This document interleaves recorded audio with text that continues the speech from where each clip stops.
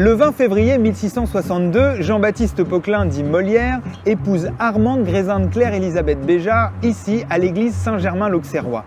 Molière vient d'avoir 40 ans, Armande, seulement une vingtaine. Cela scandalise un peu. Mais ce n'est pas tout. Officiellement, Armande est la sœur cadette de Madeleine Béjart, le premier grand amour de Jean-Baptiste. Ils ont vécu une relation d'une vingtaine d'années, ce qui fait dire au tout Paris que Molière délaisse l'aînée pour épouser la cadette. Et ça fait couler beaucoup d'encre. Mais ce n'est pas tout. L'acte de baptême d'Armande n'ayant pas été produit lors du mariage et n'ayant jamais été retrouvé, un doute subsiste quant à sa véritable identité. De nombreux historiens s'accordent à penser que Armande serait en réalité une fille de Madeleine Béjart qu'elle aurait eue très jeune avec Monsieur de Modène, un gentilhomme d'Avignon, avant de connaître Molière. Cela semble très probable, mais jusqu'à aujourd'hui, aucune preuve formelle n'est venue clore ce débat. Mais ce n'est pas tout.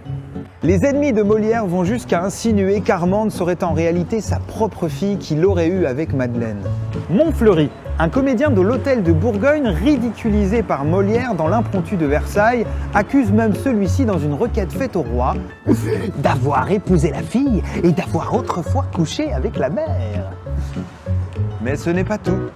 Pour faire taire les rumeurs et surtout pour montrer son entier soutien à Molière et à son épouse, Louis XIV accepte d'être le parrain de leur premier enfant, Louis, mais malheureusement celui-ci mourra quelques mois après sa naissance.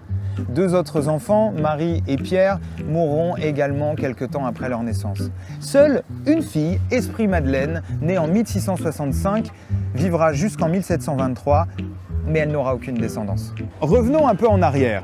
Le 23 janvier 1662, quelques jours avant la cérémonie religieuse, un contrat de mariage est signé entre Molière et Armande. L'original de ce contrat est toujours conservé ici, aux Archives nationales, dans le Marais.